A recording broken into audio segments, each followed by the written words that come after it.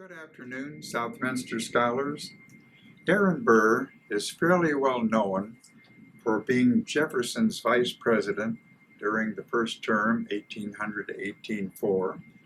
He may be better known for having killed Alexander Hamilton in a duel in that year. He was never tried, though Hamilton's death ended Burr's political career, but not his ambition for wealth, power, prestige, influence. And this is what would lead him to be arrested in 1807 and tried for treason. It will involve creating a new personal empire in Texas and the Southwest with Aaron Burr as the emperor. Never mind that all of this territory was firmly a part of the Spanish Empire. It was only a matter of time before Jefferson got wind of this and ordered Burr's arrest for organizing a military expedition against the dominions of Spain, at that time a friendly ally.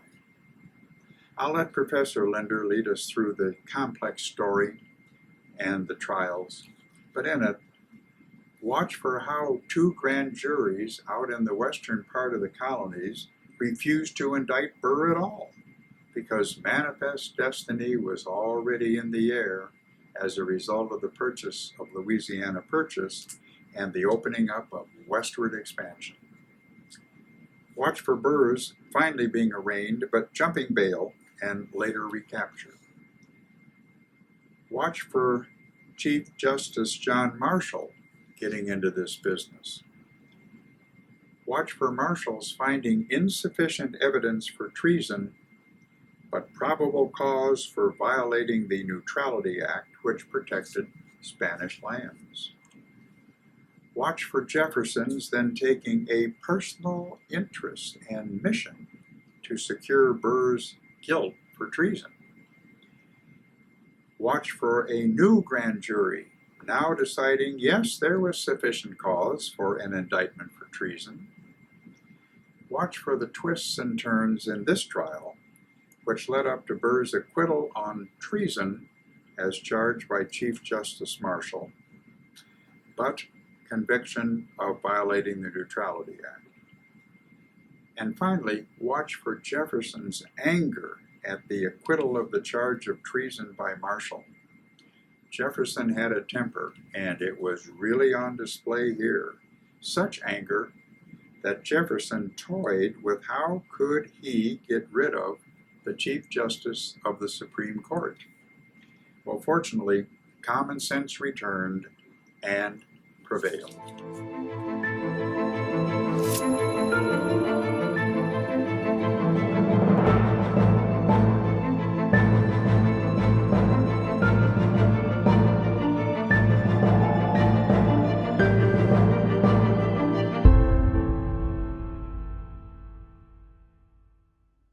In what is now West Virginia, there is a 300-acre island in the middle of the Ohio River.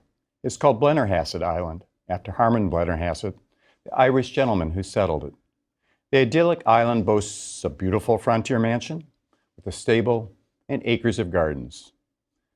But on the night of December 10th, 1806, all is not well on the island. Top Confederates of Aaron Burr and a force of about 30 men have gathered there. They're waiting for the arrival of 11 boats purchased by Burr. 4 candlelit boats are already bobbing in the water just off the island. They're loaded with guns, ammunition, packed meat, and other provisions. When the additional boats arrive, the 15-boat flotilla will set off down the Ohio River on a military adventure of epic proportions. Or at least that's the plan. But an agent of President Jefferson has been investigating Burr's plot. Unbeknownst to Burr's Confederates, the agent has already uncovered key details. Details about Burr's plan to create a new Western empire on the continent.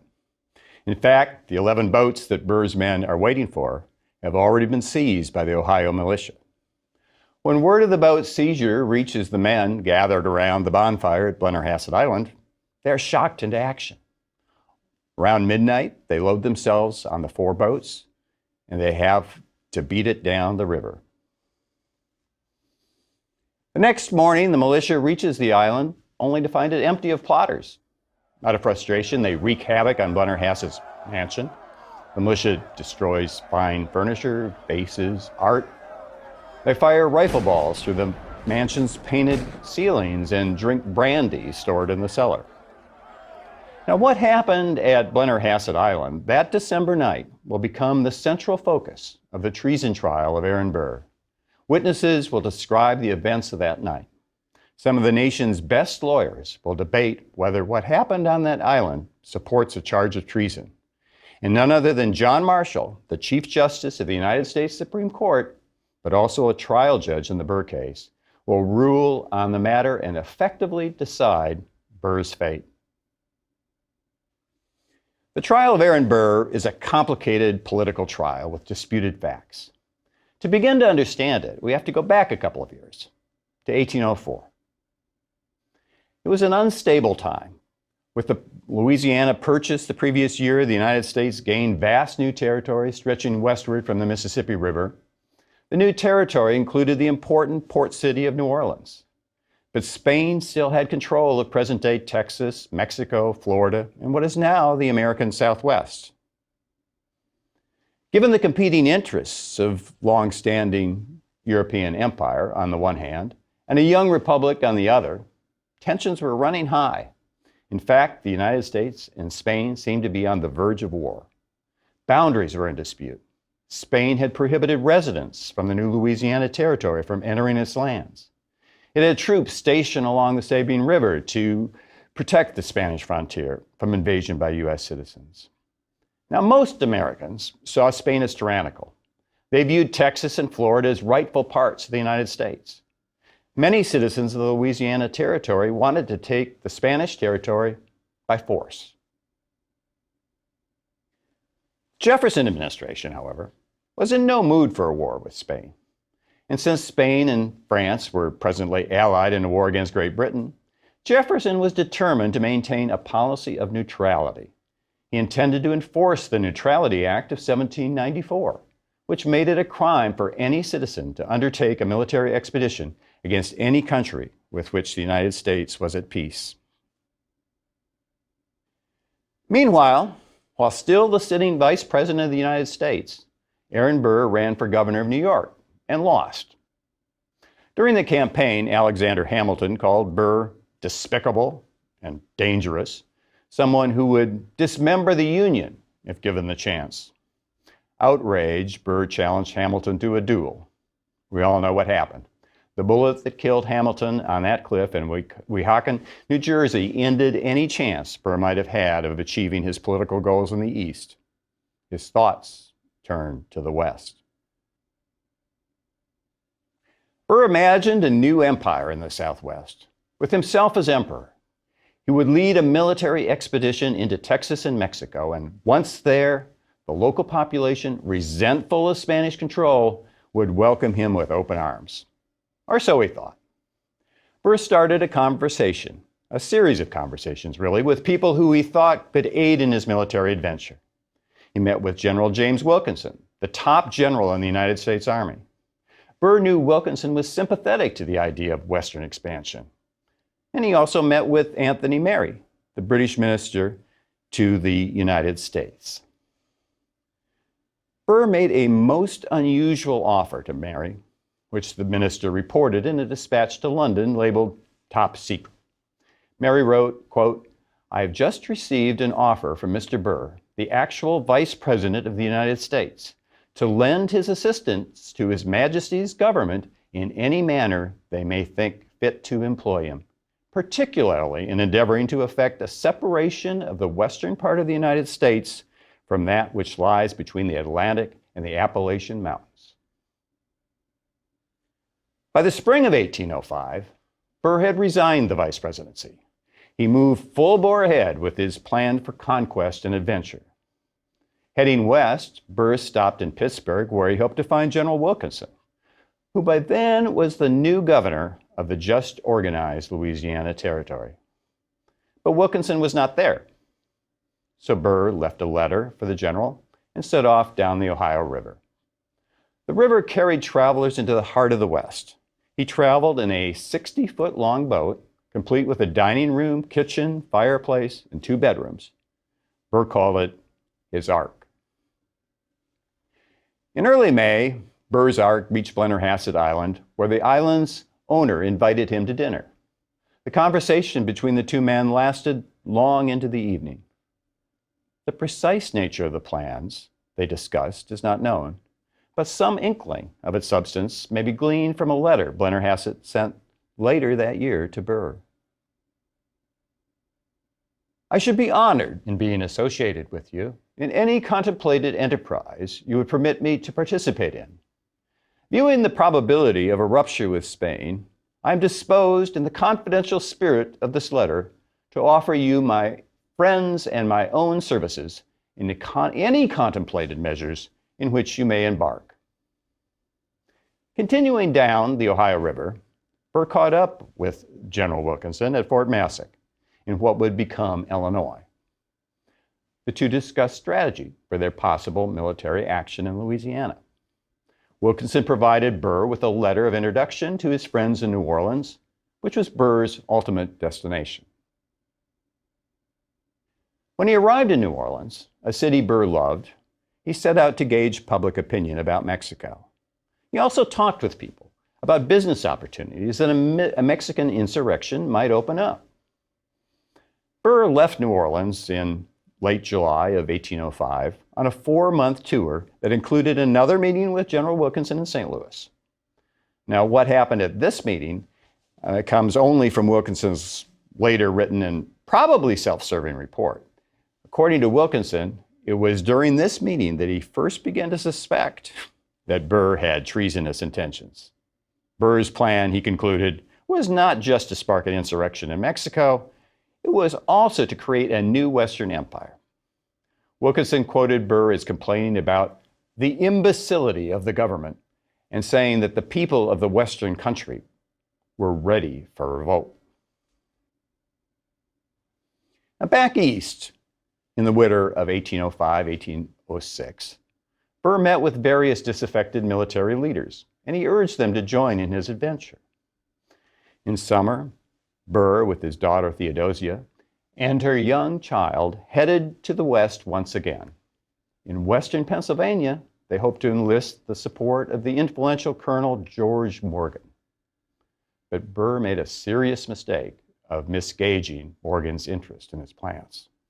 His host found Burr's notion of using military force to carve out a new Western nation shocking.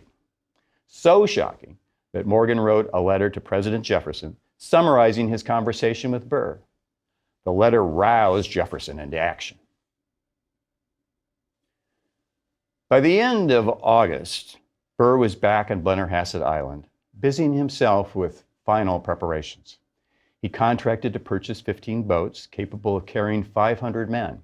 He ordered huge quantities of pork, cornmeal, flour, whiskey. Burr also bought a 300,000-acre tract of land on the Washita River, which he planned to use as a recruiting tool. Volunteers for the expedition, Burr promised, would each get a share of his tract. In the fall, Burr wrote a letter in cipher to General Wilkinson. "I have at length obtained funds," the coded letter began, "and have actually commenced." Burr revealed that he had secured naval protection from England and was heading west, never to return. He assured Wilkinson of success. "I guarantee the result with my life and honor, the honor and fortune of hundreds, the best blood of our country. The gods invite us to glory and fortune." Meanwhile, the agent appointed by Jefferson to investigate the Burr plot had swung into action. In the capital of Chillicothe, the capital of Ohio, he convinced the governor to order out the militia to seize the boats that Burr had ordered for his expedition. This was the militia that would descend on Blennerhassett Island. Meanwhile, Burr was in Tennessee when he learned his boats had been seized and that Jefferson was on to his plot. He hurriedly set off down the Cumberland River. At the falls of the Ohio River, Burr met up with his recruits.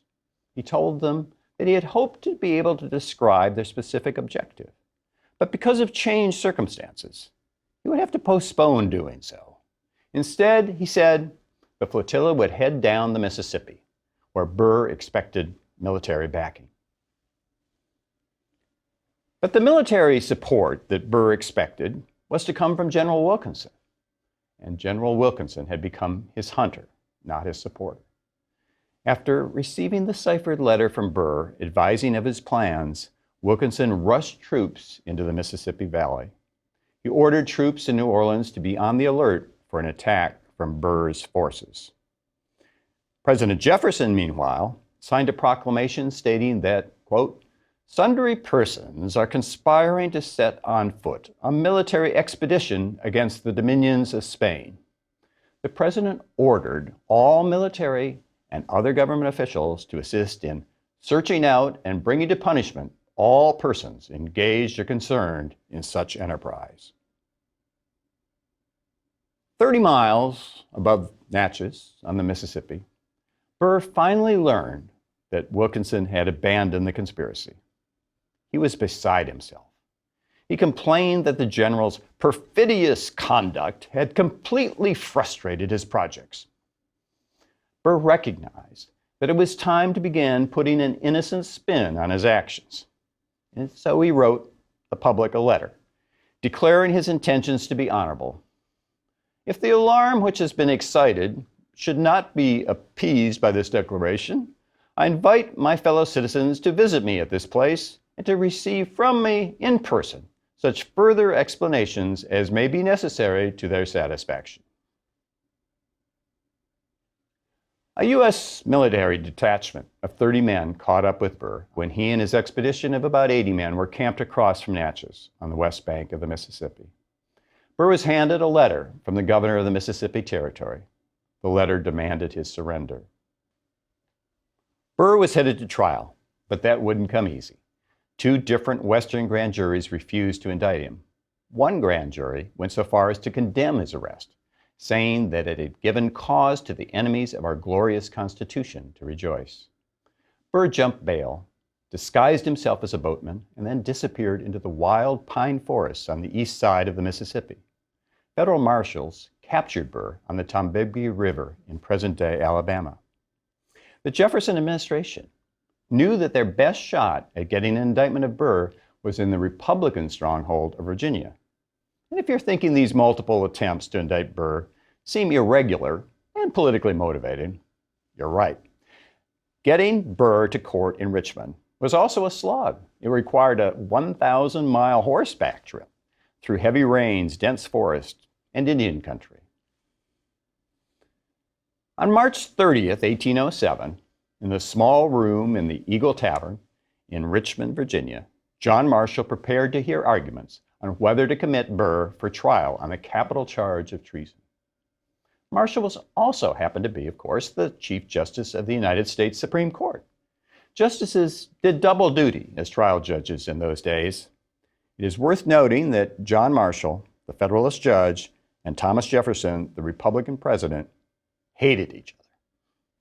Representing the United States was District Attorney George Hay, the son-in-law of future President James Monroe. The real force behind the prosecution, however, was President Thomas Jefferson. A word here about the charge of treason. Under our Constitution, it is not treason to think about waging war against the United States, nor is it treason to discuss with others plans for waging war against the United States. What is necessary is to actually have levied war in some sense, to have committed an overt act of war. So had Aaron Burr committed such an overt act, it was on that question, and on that question alone, that the prosecution of Aaron Burr would rise or fall. Could it be proven that Burr took actions that amounted to levying war? And that question brings us back to what happened at Blennerhassett Island. Because John Marshall was not convinced there was sufficient evidence of an overt act, he dismissed the treason charge. Marshall wrote, quote, "War can only be levied by the employment of actual force, An invisible army is not an instrument of war. The Chief Justice went out of his way to criticize Jefferson. He wrote, "The hand of malignity cannot capriciously seize a man and charge him with some secret crime." Marshall concluded, however, that there was probable cause to commit Burr for trial on violation of the Neutrality Act. Now, Marshall's refusal to allow the prosecution on the treason charge enraged Jefferson. The president suspected that the Chief Justice's judgment was warped in favor of Burr by his own dislike of the administration. Jefferson took it as his personal mission to secure Burr's conviction. He asked, "Is there a candid man in the United States who does not believe that some one, if not all, of these overt acts have taken place?" Throughout the pretrial and trial period, letters flew back and forth between Jefferson and District Attorney Hay. The president, more so than the district attorney, managed the prosecution. Jefferson ordered that circulars be distributed throughout the Western country, asking, quote, "every good citizen to step forward and communicate to the government any information he may possess." He dispatched a deputy marshal to take depositions near Blennerhassett Island. Never before or since has a president of the United States taken such a personal interest in a criminal case. Now, Jefferson's view of Burr's actions was revealed in his letters. Jefferson wrote that he thought Burr intended to seize the city of New Orleans, placing him at the door of Mexico. Then the president wrote, Burr planned to separate the western states from us, add Mexico to them, and place himself at their head. Burr's conspiracy was called by Jefferson one of the most villainous in all of history. Despite Marshall's ruling, Jefferson and the prosecution hoped that a grand jury indictment for treason might put the charge back on the table. The prosecution presented the grand jury with a parade of witnesses against Burr. The witnesses included Andrew Jackson, for example, who once was counted among Burr's supporters. But the witness everyone was waiting to hear, General James Wilkinson, was still making his way from New Orleans to Virginia, his exact whereabouts unknown. While the grand jury twiddled its thumbs, John Marshall considered various prosecution and defense motions. One of the most significant decisions the Chief Justice made was whether to grant the defense's motion for a subpoena to be directed to the president. The requested subpoena would require President Jefferson to turn over letters he had received from General Wilkinson that might be helpful to the defense. Burr's attorney, Luther Martin, argued, "The president has undertaken to prejudge my client by declaring of his guilt there can be no doubt. He has proclaimed him a traitor. He has let slip the dogs of war, the hellhounds of prosecution, to hunt down my friend. And would this president of the United States, who has raised all this absurd clamor, pretend to keep back the papers which are wanted for this trial, where life itself is at stake? It is a sacred principle that in all such cases, the accused has the right to all the evidence which is necessary for his case." Well, arguments went on for days, but in the end, Marshall ruled that the subpoena to the president could issue. In the words of Marshall, the propriety of introducing any paper into a case must depend on the character of the paper, not the character of the person who holds it. Marshall's decision, by the way, to this day remains an important precedent. No man in this country is above the law. Jefferson, however, never turned over the requested letters, and Marshall had no alternative but to let the matter drop. The president stated his position in a letter to one of the prosecutors. "The leading feature of our Constitution is the independence of the legislative, executive, and the judiciary from each other. But would the executive be independent of the judiciary if he were subject to the commands of the latter and to imprisonment for disobedience? If the smaller courts could bandy him from pillar to post, keeping him constantly trudging from north to south and east to west, and withdraw him entirely from his executive duties?" It's basically the same argument that the lawyers for President Clinton made in their effort to fend off Paula Jones's sexual harassment lawsuit, that a president can't be bothered with such things. The Supreme Court opinion roundly rejected Clinton's argument. The court said, quote, "It unequivocally and emphatically endorsed Marshall's position in the Burr trial." On June 15th, General Wilkinson, who the defense described as the alpha and omega of the present prosecution, finally arrived in Richmond to appear before the grand jury. Burr and his defense team now saw Wilkinson as a despot and a tyrant, the dictator of New Orleans, a man not above, for example, breaking into a post office to look for communications that might incriminate Burr. Wilkinson's dramatic testimony convinced the grand jury to report an indictment against Burr for treason as well as high misdemeanor. Burr pleaded not guilty.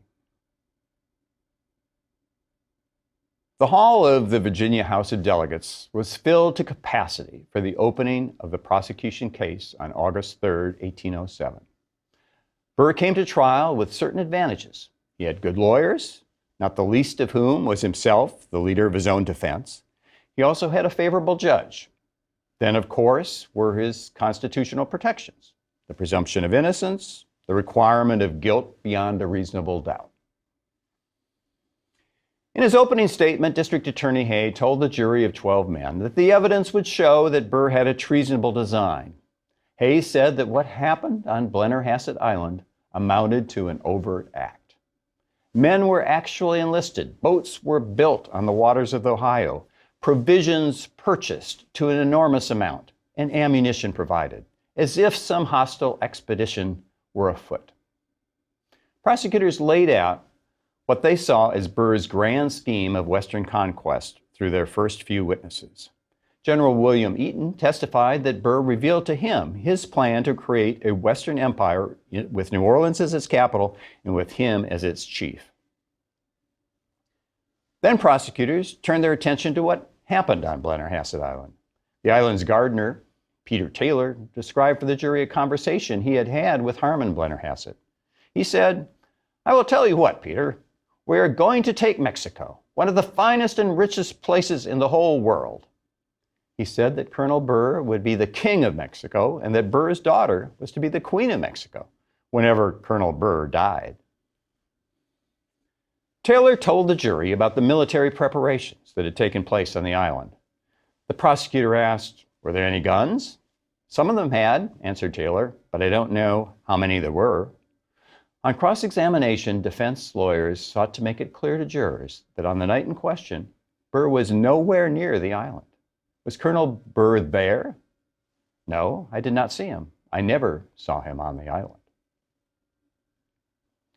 Another witness testified that he saw between 20 and 25 men on the island that night, as well as rifles and pistols. He added that there were 3 or 4 fuses put on a boat. On August 20th, Burr asked the court to halt the prosecution's testimony. Burr argued that the evidence utterly failed to prove any overt act of war had been committed. Moreover, he said, the testimony proved him to have been over 100 miles away when the alleged overt act took place. 11 days of argument on Burr's motion followed. For the government, William Wirt argued that Burr was to everyone else in the conspiracy as the sun to the planets that surround it. Did he not bind them in their respective orbits and give them their light, their heat, and their motion?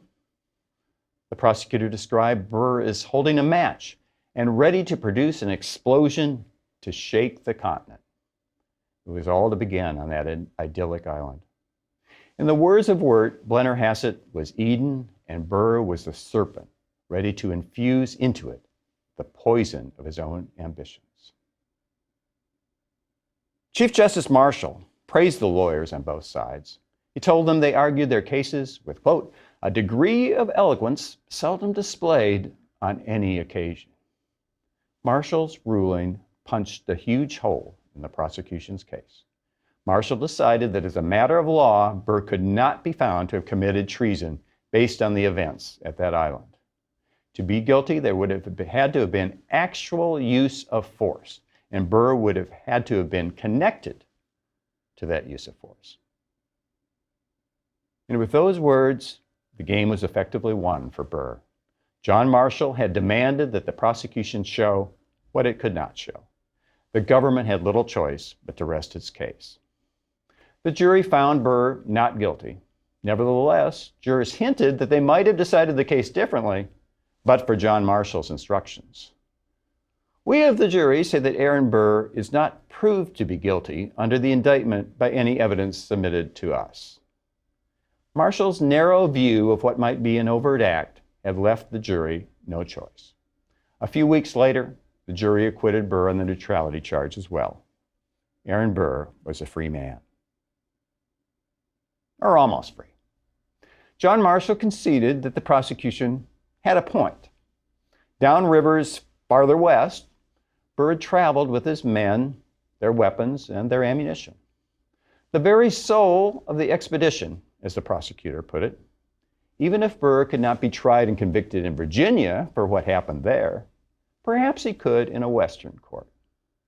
Marshall ordered Burr to report to Chillicothe, Ohio, to defend himself one more time on another charge of violating the Neutrality Act.